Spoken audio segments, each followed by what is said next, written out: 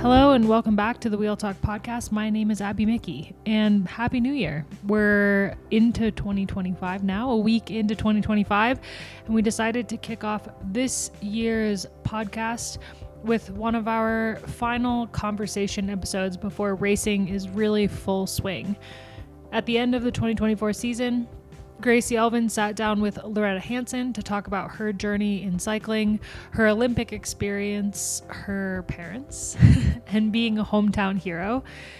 And with Aussie Nationals coming up this week, we thought it would be a perfect opportunity for you to get to know Lauretta Hanson, hopefully our next Aussie national champion, but we might be a little bit biased. She was so close last year, coming in second behind Ruby Roseman Gannon, and she's going to give it a crack again this year, but the competition is steep. Racing kicks off with time trials on the 8th and 9th, and the road races on the 11th and 12th, with the elite women racing on the 12th. So tune in to watch Lauretta in action. But until then, here is Gracie and Lauretta's conversation. Thanks so much for listening.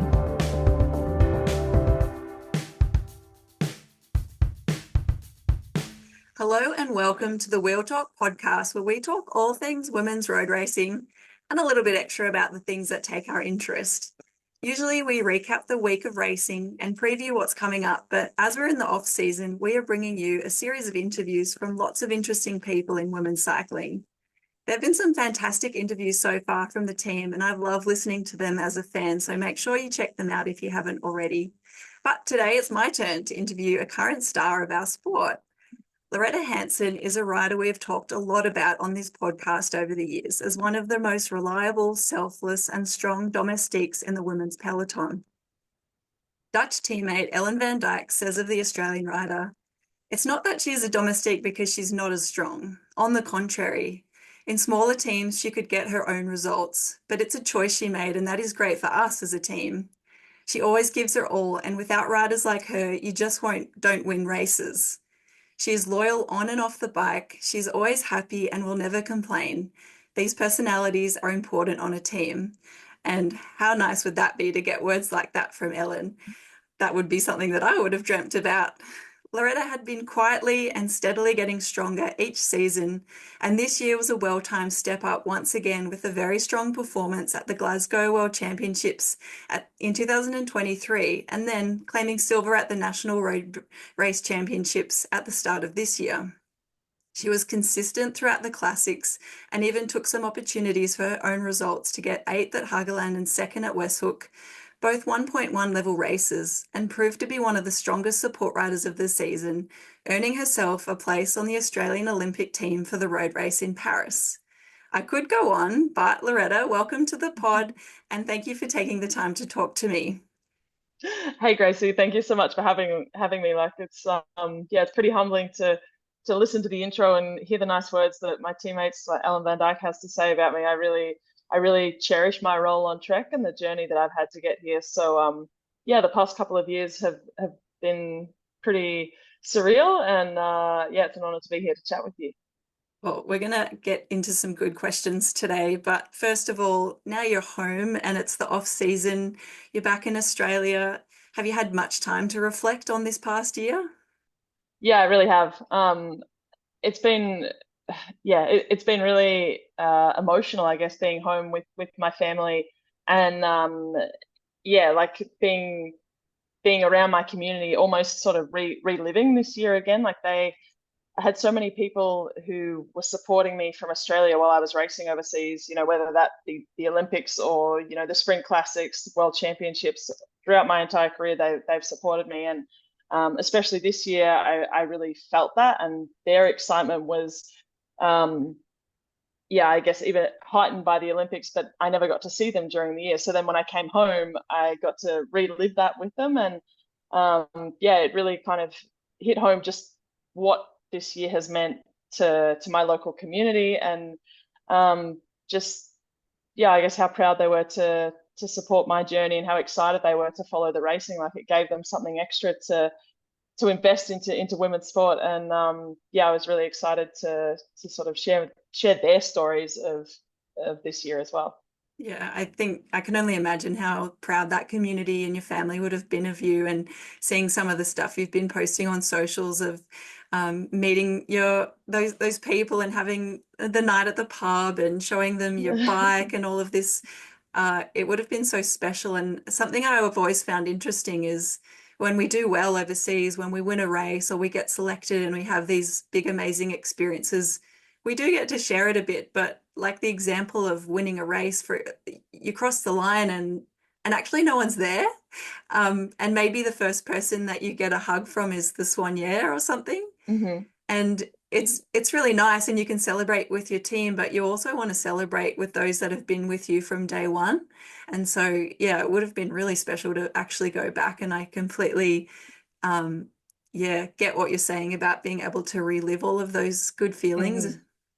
Yeah, like it was just this weekend. I had an event with my local community at Hotel Trentham, which is yeah, Trentham. I grew up in the area between the Hepburn Shire and the Macedon Ranges Shire, and there've been a lot of people within my community, both family, friends, locals that have just given me an extra meter on the road, um, people that I ride with, and the entire community have really supported me throughout my career, but it's very rare that I actually get the chance to come home and connect with all of them. Like, I'm home for such a short period that if I try to catch up with everyone, I can't uh, really invest the time that I want to actually catch up with people and also be the best athlete I can.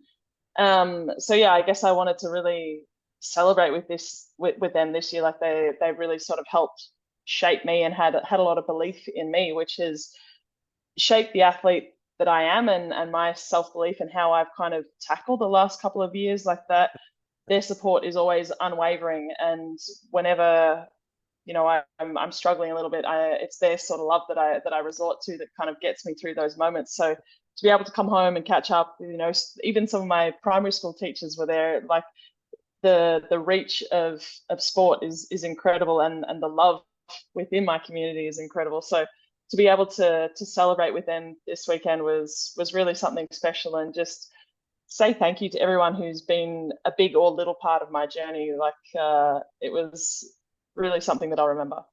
Yeah. So many special things that you've said, and maybe some interesting things too, like getting space on the road and being a bit of a high profile community member now, maybe good for cycling in general. And for sure, I'm sure that you would have inspired some younger people in that region. But there's also a bit of a flip side to all of that. And do you feel a bit of pressure, not from those people, but say you're lining up at the Olympics, you don't want to let those people of that community down in a way. So do you feel like you really have them in your thoughts when you're lining up at big events? Yeah, I think the Olympics was one of those races where I was really feeling, I guess, the pressure from my community, and it wasn't what they were putting on me. Not at all. They were proud of me no matter where I finished. Like, they were just proud of me for the achievement of being selected to represent my country. But you don't want to let them down. Like, it's my community, also the other athletes who didn't get selected. You want to do them proud, and you want to have the best race you can for yourself, but also for all of those who have supported you along the way. So yeah, I guess I certainly did feel a little bit of that going into the Olympics, because everyone is watching, whether they follow cycling or not. They're following you, and they're just proud to see your race. But yeah, the extra attention is noticeable. And yeah, I did work with my mental coach to kind of get through that, because I didn't want the stress of that to hold me back. So I guess reframing it into, like, they're watching you because they want to support you and see you have your best day, no matter what. So use it as, instead of being afraid to fail, like, seeing it as just the success of already being there, and then anything beyond that as a bonus. So yeah, it was a challenge not to look at it as pressure and just focus on racing. But I guess that's something that I've worked on in the past few years. Like, my approach to racing and the mental aspect of racing is something that's really changed in the past few years. So yeah, I definitely used a lot of that going into big competitions like the Olympics. That's so interesting. And thanks for sharing that, because I guess that's a little bit of a vulnerable thing to say publicly, that you use a mental coach and that you've had to work on some of that stuff to approach cycling in a certain way to get the most out of yourself, but also to be happy and content and satisfied. Um, and talking about the Olympics, I think you and I had a bit of a similar experience in the way that we got to represent our country at that level going in as the support riders for the team.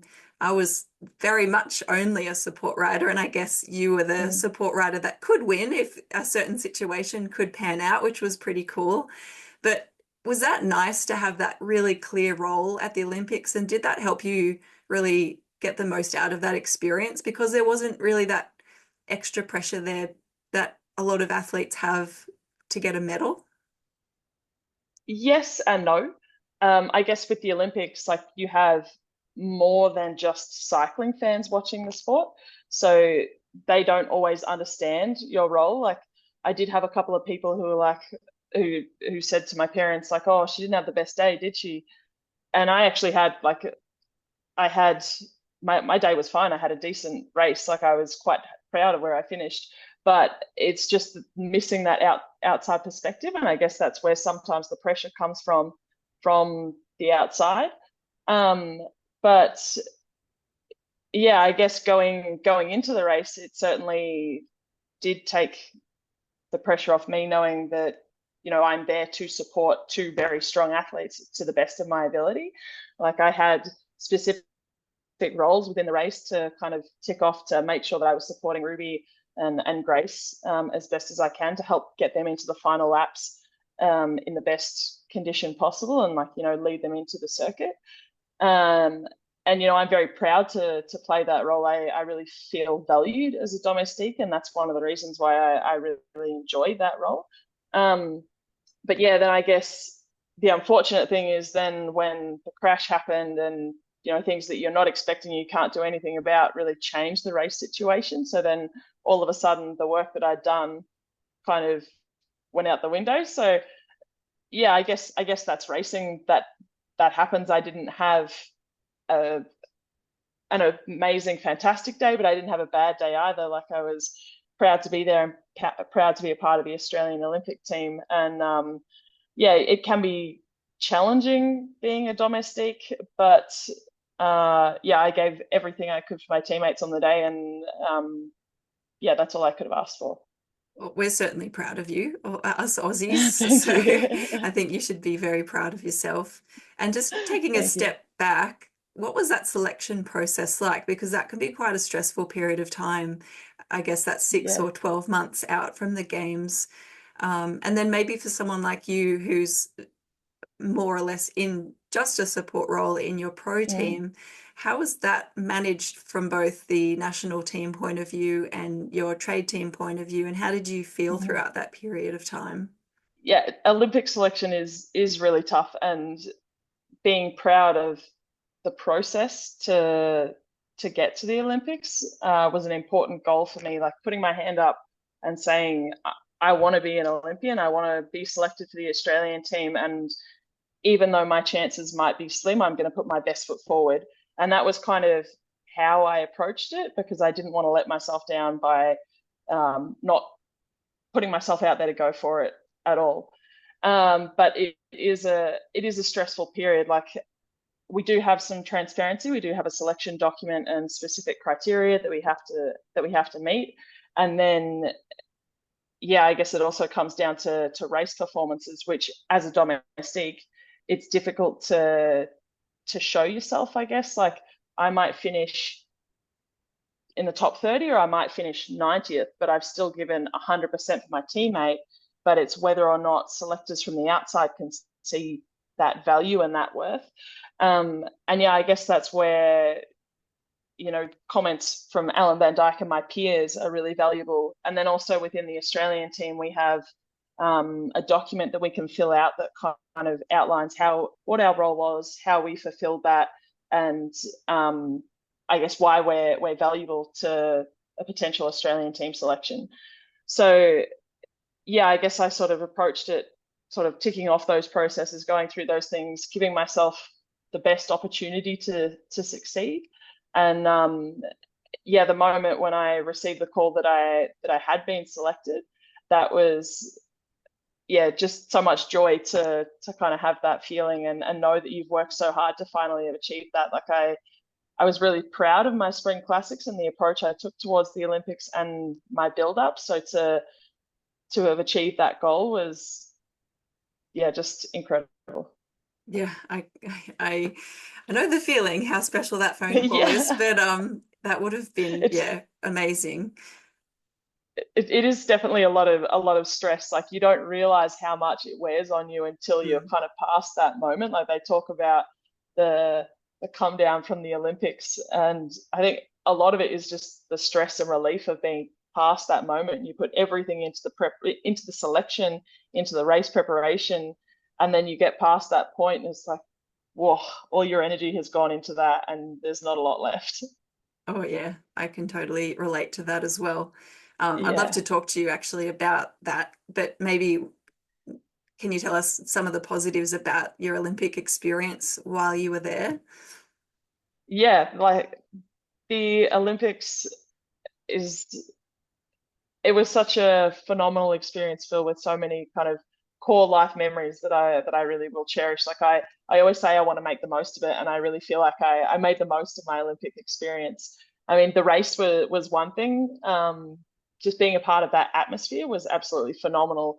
You know, you're standing in the start on the start line, looking up at the Eiffel Tower, and already that's a huge wow moment. And then you're rolling through the streets, and there's crowds so loud that you can hardly hear yourself think. And then you come back into town, and it's even deeper. Like you think of 500,000 people maybe on Montmartre, and maybe we might get that many at the top of a mountain in the Tour de France or something like that. But the noise up there disperses, whereas in Montmartre it was within the building, so the noise was just reverberating off the buildings, and you couldn't hear anything. Like it was actually painful to my ears riding through that section, and also my legs. But that feeling and putting on a show, I guess, and being a part of that, like people came to watch us race. I finished that with just so many different emotions, and was just proud to have been a part of it. And then the Olympic experience off the bike, it was surreal. Like we first went into a sub-site out in Versailles with like Oz Cycling and the track cyclists. So we kind of eased our way into it. We got all our Olympic clothing. You know, you go through, try everything on. You got bags and bags of stuff, and it's like Christmas. And then we went into the village, and your head's just on a swivel, sort of taking it all in. There's athletes everywhere, you know, riding around on the village bikes. You look over and there's Simone Biles and all these tall basketballers, all these different athletes. And it's just a really cool experience. I think one of my favorite things about it was each country has their own specific pins for the Olympics. And you'd swap them with athletes from different countries, and I really enjoyed that. And you know, swapping a pin, getting to know someone's story, and kind of having those mementos and memories from the games. It was really, really, really cool. And then of course I went back for the closing ceremony, and to be there with the Australian team as part of the most successful Australian Olympic team ever was really, really, really special, just to celebrate with all the other Australian athletes and all the athletes of the games, just to sit there and be like, wow, this is what we did. And there are just so many memories. Yeah, you're giving me goosebumps and lots of nice memories of my own that I can, you know, have those emotions tied to. But I definitely had goosebumps watching you guys race and watching that crowd. It was awesome just watching as a fan. And I was just, I was a bit emotional because it's, you know, we've come so far, and I get emotional now watching lots of races. But that was particularly a good one because it was a great race, but the show of the fans was just awesome. And, you know, it was actually a good race, and it was great for the sport, I think, too. But so cool to hear about your good experiences there. And you mentioned just before there's definitely a come down as well. And I Mm. experienced a pretty massive come down from that experience. You know, you do have a good year lead up to it. You've got that stress of selection, the stress of I am selected, but now I have to be making sure I'm in form on that day, like just to perfect that final program. And you've got other racing around it. Of course, there's hype, and social media now just adds to that hype. Mm. That emotional come down it can hit you quite hard.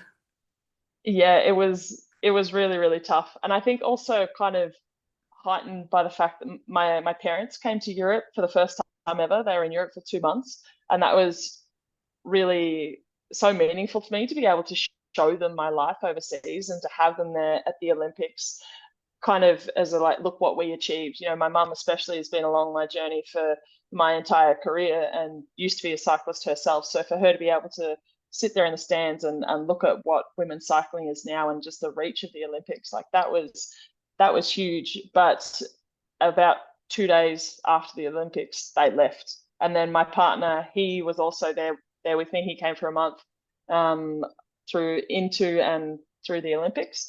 And then 5 days later, he left. So I guess the come down was really exacerbated because the Olympics was over. And then also all of my people, my support network were just gone. So that really made it even more challenging, I think.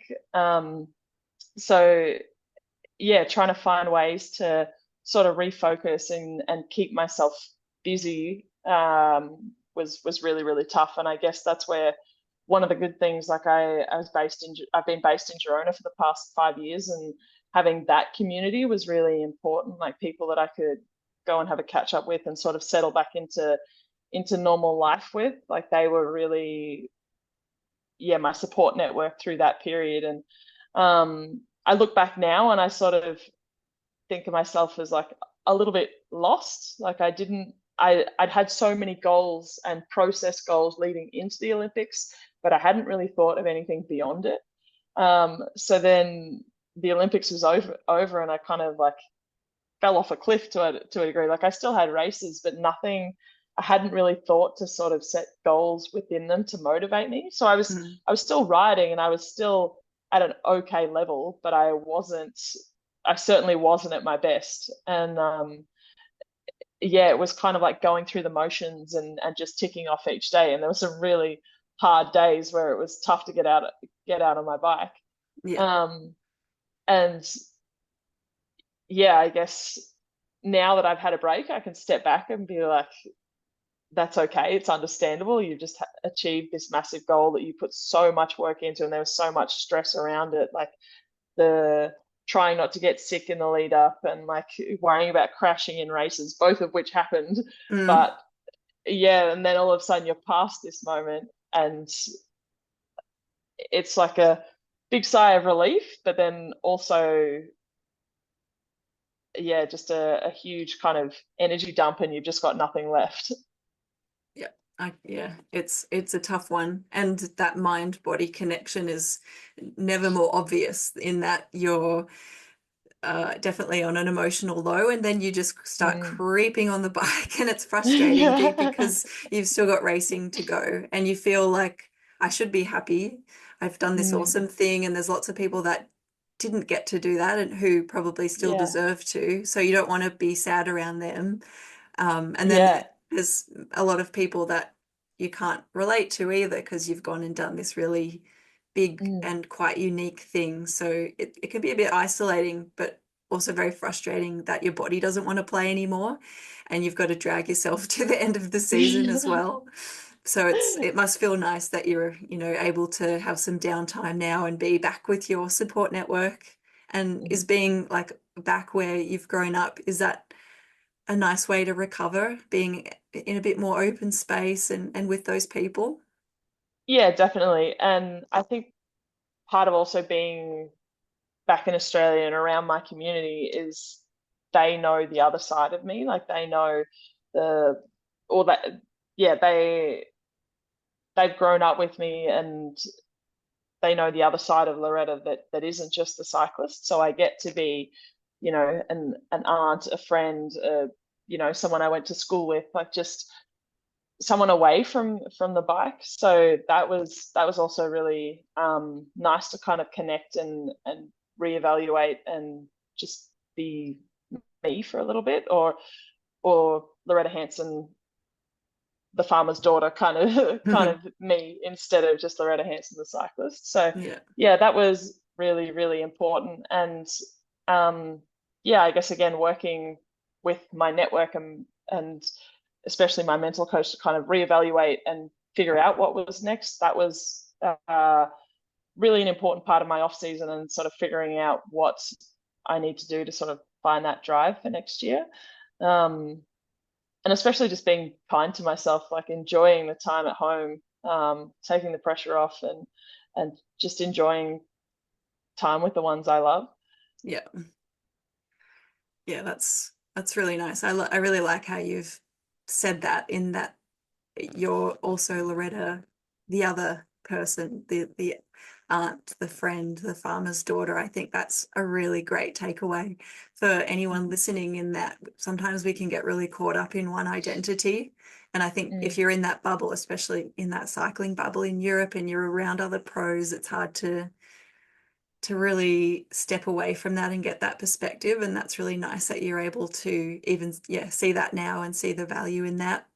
And I'll use that as a segue to take a few steps further back in Lauretta and the journey to here. And you started as a junior cyclist. You said your mum was a racer. She won the national championships in 81, I think. Is that right? Yeah, that's right. So cycling's in the family. in the family for sure. But my journey into cycling wasn't always kind of direct. Like, even my mum, she stopped racing when she was 17 because there wasn't the opportunity to progress anywhere in cycling. So she's now an intensive care nurse. And when I took up cycling, it wasn't kind of with her guiding me. It was more my own desire. Like, my cousin started cycling at the same time, and we were really close friends. So I was like, oh yeah, I want to go and do that too. And mum was really supportive of that. And I didn't know of kind of her success in cycling until much later in my career. But yeah, when I started racing, I just started with, track and road at my local club. And I wasn't particularly good. I was never a winner. I was never a standout, but I just enjoyed riding my bike. And it was something that gave me freedom. I was an athletic kid, and it was something that I really enjoyed. So yeah, mum would take me to state level races, and then I was awarded a scholarship from the Scott Peoples Foundation in memory of Scott Peoples, who passed away. I think it was 2008, and that really kind of changed the trajectory of my career. I received a coach and started to get a little bit of guidance on how to become an athlete, I guess, and that really. I then really started to improve and progress quite quickly. Like, then I made my first state team and became still not a winner, but definitely a contender within my age group. And yeah, I guess I traveled to a lot more races, saw a lot of the country. And then when I was 18, I decided to go to America to race criteriums.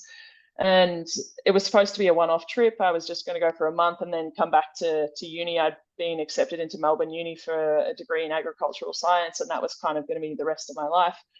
But then I had some decent results racing crits in America, and I was offered an athletic scholarship. And yeah, I've always kind of had the mindset of why not? It's an incredible opportunity. I'm from a small town, and how cool to live overseas. As scary as it is at 18 to move away from your family, it was an opportunity to do something different.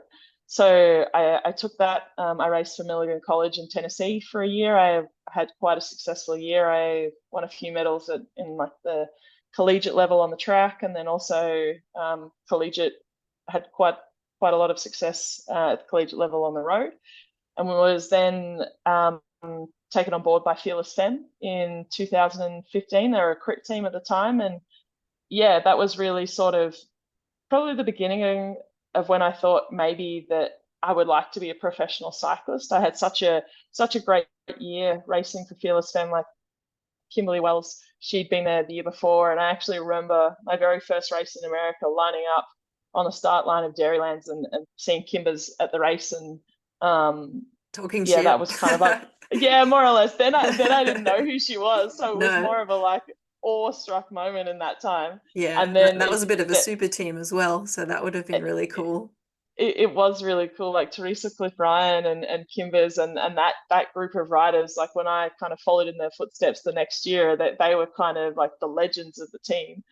Um, and then I had a really great year with Fearless Femme. I absolutely loved racing. I had a beautiful teammate, Fiona Mead, and she was from Ireland, and we just had a great time traveling all over America racing, and some good wins as well.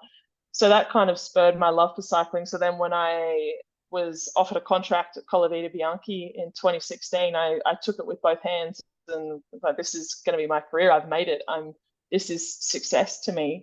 And then in 2016, I was also teammates with Kimbers, and we just had a really fun year of racing. She's And got that's also some very good memories of that. She rates you yeah. very high as a teammate. And as do I. Like, it was really such a fun year with such a great group of riders. But also probably where I sort of started to move into the role as a domestique. Like when I was a crit racer, I was a sprinter and it was my job to win. But then when I moved on to Colavita, I had Kimbers to work for, and I was more her lead out, and she was someone who I was learning from and looking up to. And I sort of realized that I really enjoyed working for others and helping others. And, maybe that's just innately me. I like building others up and helping them to succeed. So yeah, we had a fun year, and then I was offered a contract in 2017 for United Healthcare. So yeah, like in terms of the momentum and progression for my career, that was the next step. So I took that and stayed at United Healthcare for 2 years, again, mostly working as a domestique for riders like Ruth Blinder and Katie Hall. And every now and then I would get my own opportunity. But still, I really enjoyed my role as a domestique. We had a lot of success in America, and I enjoyed working for a team win as much as working for my own. So then I'd also been teammates with Taylor Wiles in 2017, and she'd moved on to, I think it was Trek Drops in 2018, when it was sort of part of the development of the new Trek team. So my name was put forward to then Trek Segafredo, and yeah, they were quite interested. We had quite a few chats, and then eventually I signed at the very beginning of 2019 to the start of the women's team that is now Lidl-Trek. And yeah, it's really been quite a journey through Lidl-Trek as well. Like, I've really grown up and developed through this team. I started there when I was 24, I think, and it was my first year properly racing in Europe. Like, I'd done small stints racing crits in Holland and Belgium, and a few smaller blocks with Colavita. But yeah, it was my first year sort of fully pro, and it was really quite the learning curve. And especially when I was lining up with such phenomenal athletes like Lizzie Deignan, Elise Longo Borghini, Ellen Van Dyke. Like, it was this team of superstars, and it really took me a long time to feel like I belong there. Like, we always talk about imposter syndrome. Like, it took a while to feel settled and comfortable, but like you quoted Alan in the intro, they really valued my work. So yeah, I've always sort of felt appreciated, and I've very grateful to my teammates and the management and support at Lidl-Trek that have kind of developed and shaped me into the rider I am today. It's a great story, and a story that I can also relate to, in not being one of the strongest juniors, but having that passion and perseverance and just finding ways to keep saying yes. And I love that you said yes to that college opportunity. And I just wanted to touch on that a little bit, because I don't think that there's many Australians that have taken that path. We've had a lot of Aussies go to America and done the crit scene, but I can't really think of that many. I'm sure that there's been a few, but that have done the collegiate system. And I'd like for you to just touch on that just a little bit, just to give us a bit of an idea of what that really was like, and would you recommend that to people these days? Yeah, it was definitely a different pathway to, I guess, what was considered the norm in Australian cycling. Like especially in that time, you join, the JCO AAS program and do small blocks in Europe, but to go to America and race crits, and then especially to go to America and race in the collegiate system wasn't something that was kind of common. Like I know of a few other teammates or a few other Aussies that have done it, like Josie Talbot, she was also over there. Um, and yeah, it was certainly probably part of the reason why I or how I made it as a professional. Like it gave me the opportunity to stay in America and race and sort of learn my craft and learn how to win. It is a I'm kind of unsure of how the pathway is at the moment. Like at the time when I was racing in America, there was quite a strong crit scene. There was a really good professional sort of road calendar. There was a good like a good, I don't know, amount of teams to race, and there was the opportunity to go professional. But yeah, the being a part of the collegiate system was the first step, and my success at collegiate nationals is kind of what first got me noticed by United Healthcare and UCI teams. And they sort of, even though they didn't pick me up straight away, they were sort of keeping tabs on where I was. So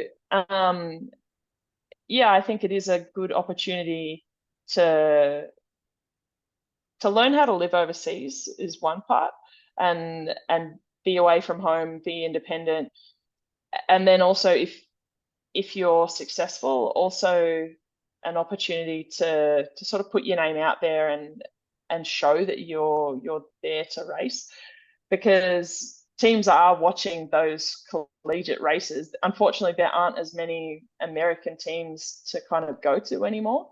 But in terms of life experience and the opportunity to race and get an education at the same time, I couldn't fault it. Like I raced for a small conservative liberal arts college, so it was a very different environment.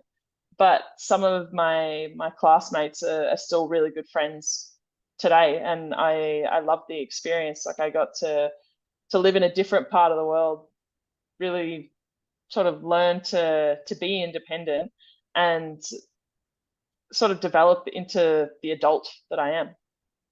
Yeah, I think that would have just been a pretty cool experience. And yeah, I'm a bit envious in some ways. I think it'd be really cool to have a college experience over in America. I think that would be pretty fun, especially if you can combine that sport element with it.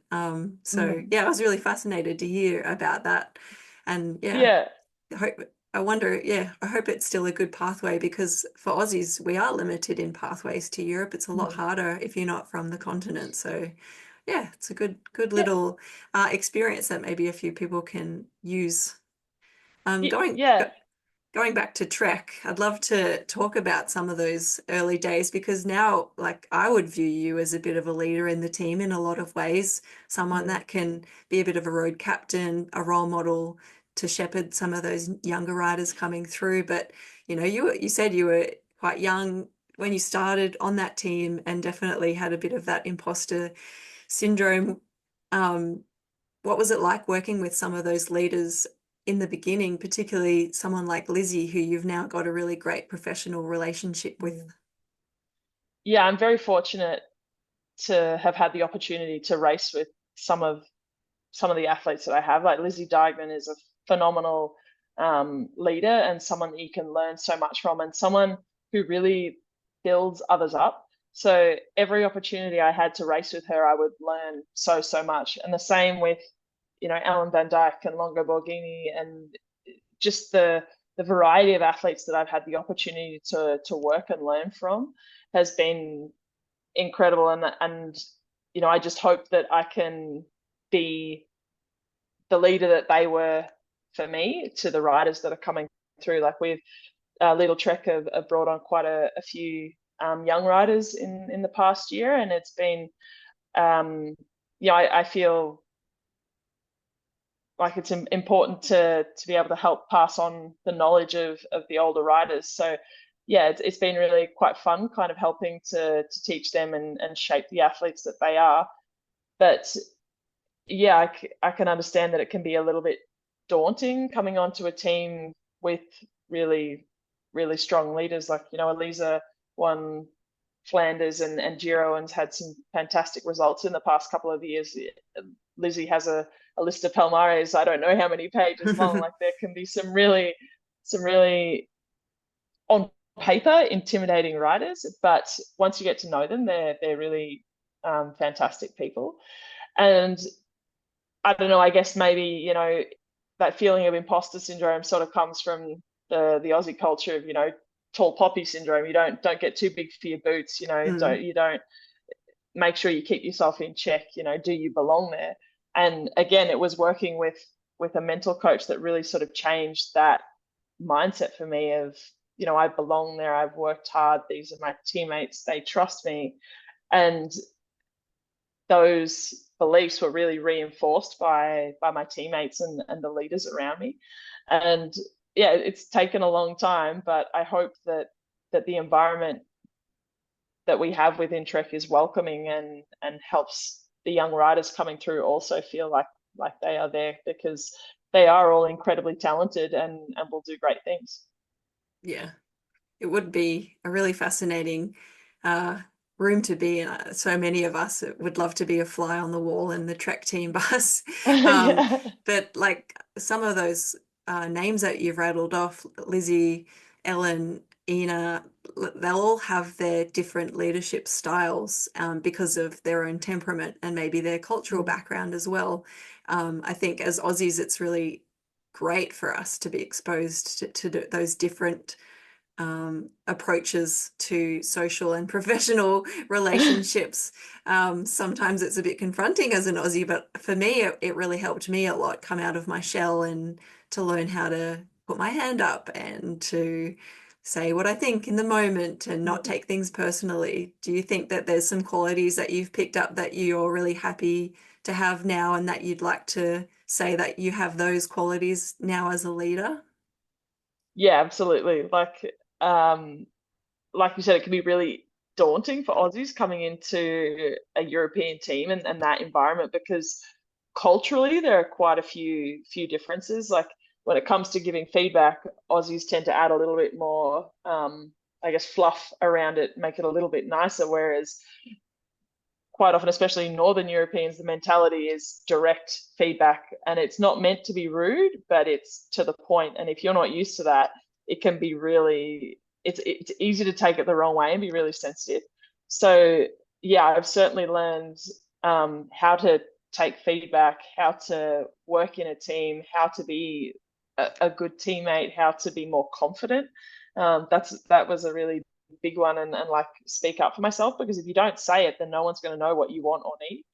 So yeah, there are certainly some big qualities that I've learned throughout my career as an athlete that I hope I can pass on to younger riders, and also will help me in the next phase of my career. Like being an athlete really sets you up and teaches you a lot of skills that are practical in any workplace.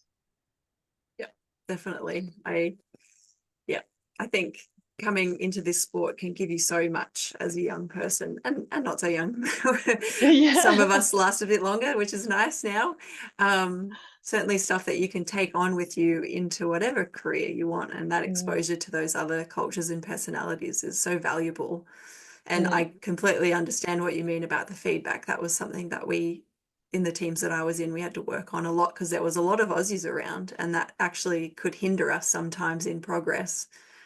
It was nice to have some of those Dutchies and Scandinavians to just say it how it was, even if it was a bit painful.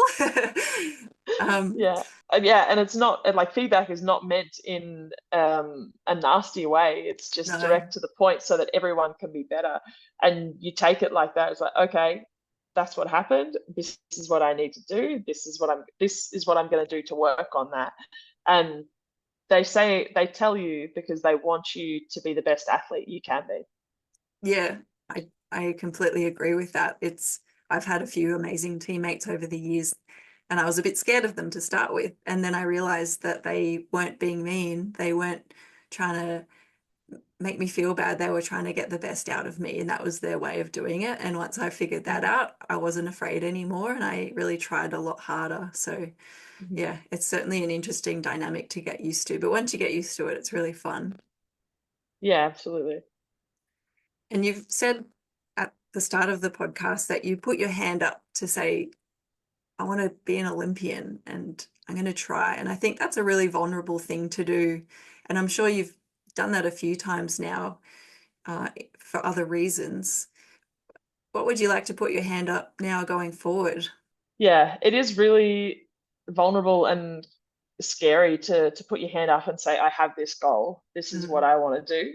Because the mindset is, if I don't achieve that goal, I've failed. And it took me a long time to sort of get past that and say it takes a lot of courage to put your hand up and say that you want to do something. And it's not failure if you don't achieve it. mm, It's maybe you're still working on getting there, or at least you have the courage to try. And if you don't try, then that's the biggest failure of all. So, yeah, I guess looking at the rest of, or the next phase of my career after the Olympics, my next goal, I would love to be national champion. That's still a big goal that I'm yet to tick off. I think it's And possible. I hope so. I hope so. I was close last year with seconds. So Very close. one more step. I've got a bronze and a silver now, so I'm just waiting for the gold, and then I can match mum. But yeah, that's a big goal. And then yeah, I just want to be the best teammate I can be within Lidl-Trek. Like we're going to have a bit of a change in our roster next year, I guess. Obviously, losing Elisa Longo Borghini, but yeah, I'm really excited for what's to come. And yeah, I don't know if that will change the way our style of racing, or what that's going to look like. But I just want to be the best athlete I can be to support my teammates, and also yeah, I guess my own success as well. Yeah, well, I've got high hopes for you, so don't feel any pressure. Yeah. Thanks, No, Gracie. I think that team's very lucky to have you. So I'm excited just as a fan, not even as a professional now working on this other side of the fence to watch next season. I think the whole dynamics across the peloton is going to be interesting. But Mm. we've just seen so much good racing over the last few years. It's just, yeah, we know that we're in for a good one again, a good season. So I think that you'll be featuring quite a lot in our chats on this podcast. I think there's a lot of young riders that have really, I reckon they would have taken a lot away from what you've said so far in this, of how you've approached cycling, some of the pathways you've taken, and your current mental approach now. But I want to take a question from a slightly different angle, and probably from a bit of a biased angle now, because I've just joined the Mums Club alongside Lauren and Abby. And we have a lot of listeners that are also parents as well, who've got kids now that are just getting into sport, or they've been in a sport for a little Mm, while, and they're just trying to figure out how to keep it fun, but also, keep them progressing in sport and maybe mm, cycling.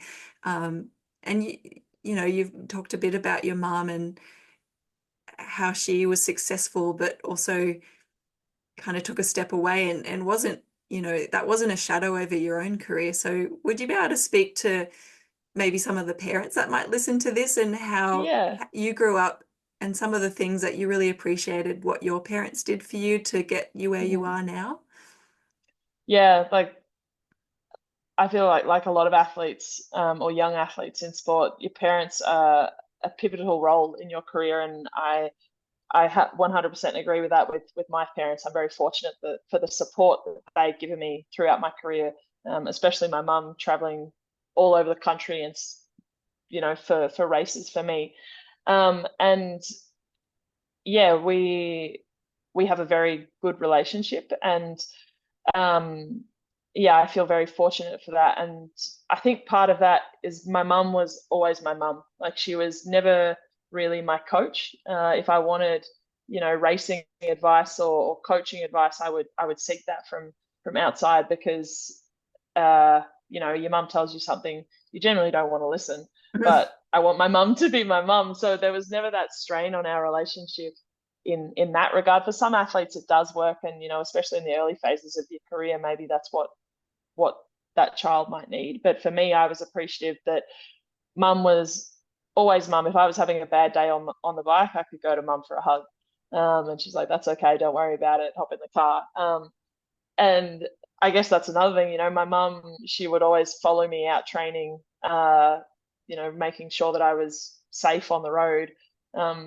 I unfortunately, when I was 5 years old, my grandfather was hit and killed while riding. So road safety was always paramount, and always still is paramount. So I was very fortunate to have her, traveling around behind me, making sure that I was safe. Even when I went on bunch rides, we used to go on holidays to Port Macquarie every year, and I joined the bunch ride at 6 o'clock in the morning, and mum would follow the bunch as well, just to make sure that I was safe. So yeah, I guess their support was unwavering, especially through those junior years, and it still is. And then when I wanted to go overseas, I guess for them that was a bit scary. Their little girl. I'm one of four kids, but one of their chicks was about to leave the nest and go a long way away. And I think that would have been, or could have been, quite scary for them, but they 100% supported me. And there was one point in my year at college when I wasn't sure if I wanted to stay or if I wanted to come home. I was having a really tough time kind of adjusting, and they didn't really push me either way, but they were willing to support me no matter what my decision was. And as much as I wanted them to say, "It's okay, come home," they let me make that decision for myself and challenge myself. So yeah, I guess there are so many things that my parents did for me, and in terms of advice to give to parents of athletes, yeah, I guess it's a hard one. I feel like there are a lot of times I underappreciated what my parents did for me, and it's only now that I'm older that I really recognize that. So yeah, I guess the best thing you can do is just support them to the best of your ability. Know that they are loved no matter what their result is. Sometimes they just want to be seen for the person, not just the athlete they're trying to be. And just being there to support them no matter what is all that any kid could ask. I think that's such a great answer, to be a parent first, and Yeah. if you want to be a coach or anything else, to be that second. I think that's really, really good advice, and really nice that you had a good experience to help you get to where you are. And yeah, it's okay that you didn't see some of that early on. I think a lot of us, just naturally a bit self-centered when we're younger, that that's kind of part of growing up, and it's nice to be able to be grateful for it now. Well, so many good answers there. I'm going to finish off with one more question, which is something that we often finish our podcast with, which is just something light and silly. Is what are you obsessed with? It could be current TV show or a book or a hobby or anything. That's a tough question to answer. Like especially when I come home for the first little bit, I'm sort of thrown out of routine. So when I think about what I'm obsessed with, there's nothing that really sort of stands out. Oh, Maybe just catching up with people. Yeah, and that's part of it, really. Trying to catch up with friends and family, and